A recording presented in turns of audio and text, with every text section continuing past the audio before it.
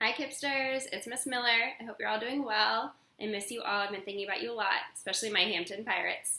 So I put on my Pirates shirt, and I picked out a really great book for us to read together. It's called How I Became a Pirate. You read it. Do you want to become a pirate? Oh, yeah. So in this book, the boy, just like the title says, becomes a pirate. As we're reading today, your thinking job is going to be, how does the boy change in the story? Your thinking job is, how does the boy change in the story? What is it? Whisper to your elbow, how does the boy change in the story? Whisper to a pillow, how does the boy change in the story? Excellent. To find out how a character changes in the story, you have to tell us how the character is in the beginning and at the end. How the character is in the... Cool. So pay attention to what the boy is like in the beginning and at the end of the story to help us figure out how he changes. Get those elbows up.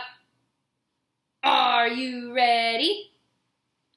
Oh my goodness, so sorry. I forgot. Some of you don't know that. So when I say, are you ready, you got to get your AR chunk ready. Put your arm up. So I'll say, are you ready? And you're going to say, yes, we are, in your best pirate voice. Let's try it. Elbows up. No, you all need to do it. Everybody, elbows up. Are you ready? There we go. You're going to need that pirate voice because there's going to be a lot of parts where the pirate crew is talking, and you need to help me repeat some of those words with your pirate voice. So, let's get started. How I Became a Pirate. Written by Melinda Long, illustrated by David Shannon. Pirates have green teeth, when they have any teeth at all. I know about pirates because one day, when I was at the beach building a sandcastle and minding my own business, a pirate ship sailed into view. I knew what it was because the flag had a skull and crossbones on it. Ooh, that's what that is, the skull and crossbones. And because I could hear the pirates singing, "Hey ho, blow the man down." They were a little off-key. I tried to tell Dad, but he was busy setting up the beach umbrella. I tried to tell Mom, but she was busy slathering my baby sister with sunblock. So I went back to my sandcastle, but I kept an eye on the pirates. By then, they were rowing to shore. There they are coming. When they landed, the head pirate climbed out of the boat and yelled, "Ahoy there, matey! Be this the Spanish Main?" "No," I said. "This is North Beach." "Shiver me timbers," the pirate said. "We must have taken a wrong turn at Bora Bora." He rocked around my sandcastle. He looked at the moat, then yelled back to his crew, "He's a digger, he is, and a good one to boot." This is where you gotta help me. "A good one to boot." Your pirate voice. The crew agreed. "What be your name, matey?" the head pirate asked. "Jeremy Jacob, sir," I told him. "Well," Jeremy Jacob said, "you're looking at Braidbeard and his crew. We've been needing a digger like yourself. We've a chest of treasure to bury." "Aye, treasure!" Your turn. The others shouted. "You're coming with us," Braidbeard told me. I didn't think Mom and Dad would mind, as long as I got back in time for soccer practice the next day. That's how I became a pirate. You see the boy in the picture? Right up front, there he is. As soon as we were on board, Braidbeard showed me the chest of gold and jewels. "Got to find a safe place for this here treasure. It's high time we were off," he announced. "We're off." Your turn. And then we set sail. There was plenty to do on board. The pirates taught me to sing sea chanties. The louder, the better. And to say real pirate stuff like landlubber and scurvy dog. By dinner time, I could speak pirate perfectly. I also learned pirate manners.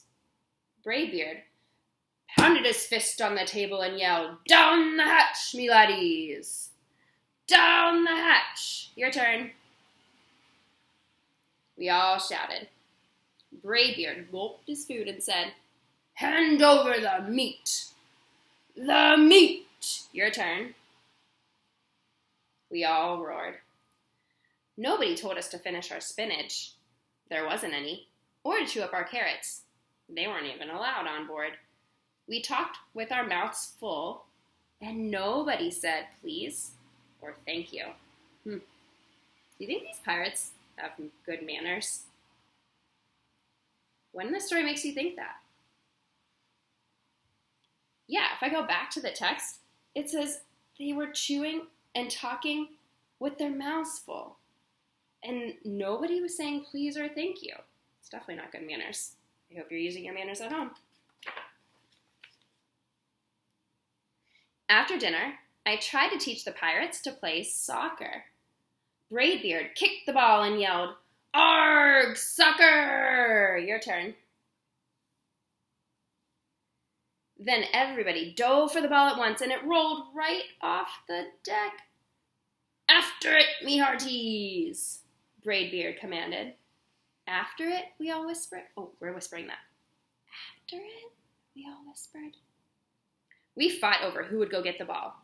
But it didn't matter anyway, because a shark came along and swallowed it in one gulp.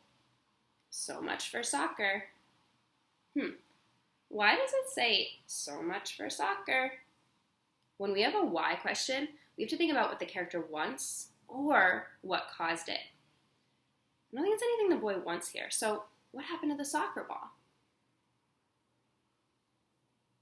Yeah, the shark ate it.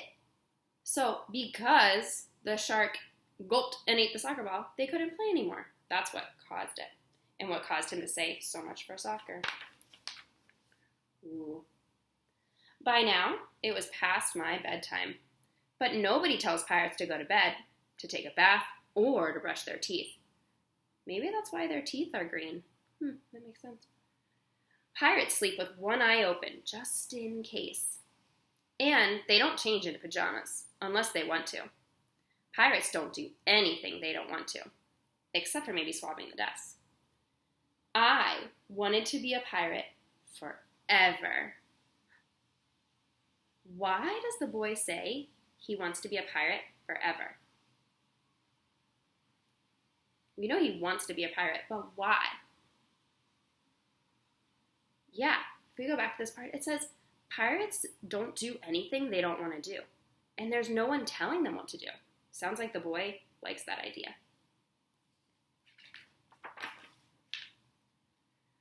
But then I found out what else they don't do. When I couldn't stay awake any longer, I asked Braidbeard to tuck me in and read me a story. "Tuck you in," he bellowed. "Pirates don't tuck. No tucking," you say it. That's what the crew told him. And the only thing they had to read was a map. "Don't you have any books?" I asked. Braidbeard looked confused. Books? I didn't even bother to ask about a goodnight kiss.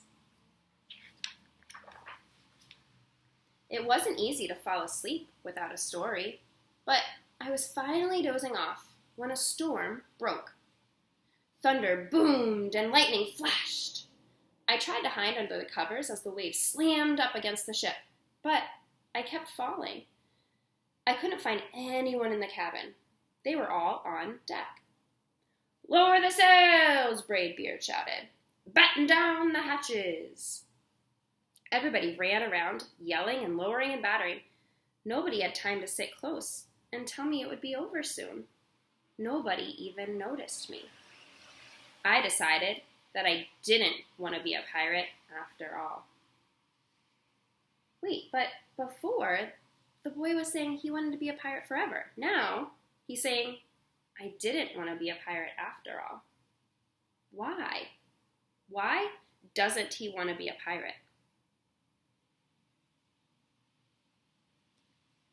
Yeah, looking at the picture and thinking about the words that the boy was saying, I think he was kind of scared.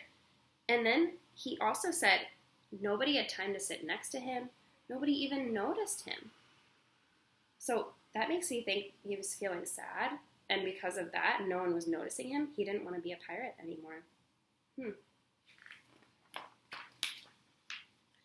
Just then, flash, crash, crack. Lightning hit the mast and split it right down the middle. What do we do now? Yelled one of the pirates.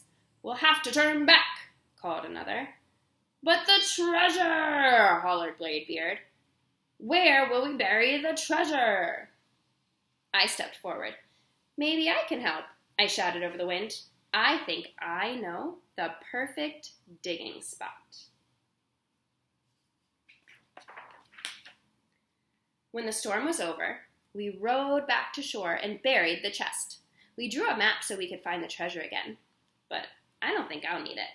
Take a look at the map. Where did they bury the treasure? Where did they bury the treasure? Yeah, looking at the map, it says Jeremy Jacobs' backyard. And then they have the X here. X marks the spot for the treasure. So they buried the treasure right by the tree in Jeremy's backyard. That's why he won't need a map to find it. After that, the pirates repaired the ship and got ready to set sail. Before they left, Braidbeard handed me a flag and said, You make a fine pirate, Jeremy Jacob. Guard that treasure well. We'll be back to get it soon enough. Pirate voice ready? Soon enough, the crew repeated. And if you ever need us, Braidbeard added, just run the Jolly Roger up yonder pole. The Jolly Roger, that's kind of what this is called on the flag. I know that because the baseball team, they have the Jolly Roger. So that's what he means when he says, run the Jolly Roger up yonder pole. Up yonder pole, you say it. And maybe I will, but not today. I have soccer practice. The end. So, let's go back to our thinking job. How did the boy change in the story? Wait a minute. Are you telling me how the boy was in the beginning and then at the end? Let's go back. I remember after he joined the pirates, he said, and he was having some fun with them, he said that he wanted to be a pirate forever. But then, after that storm hit, and he realized he didn't have anyone there to tuck him in or care about him, he said he didn't want to be a pirate after all. So I know in the beginning, he wanted to be a pirate, but then at the end, he didn't want to be a pirate.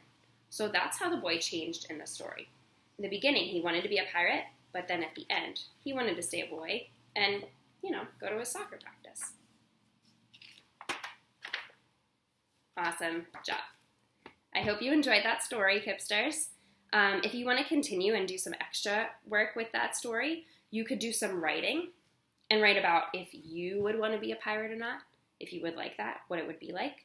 You could write your opinion piece, bring back our Oreo writing, and write about why it would be great to be a pirate. Or you could send us a video, your teachers would love this, of you reading a book or doing some work or just saying hi in your best pirate voices. So, take care. I will see you guys soon.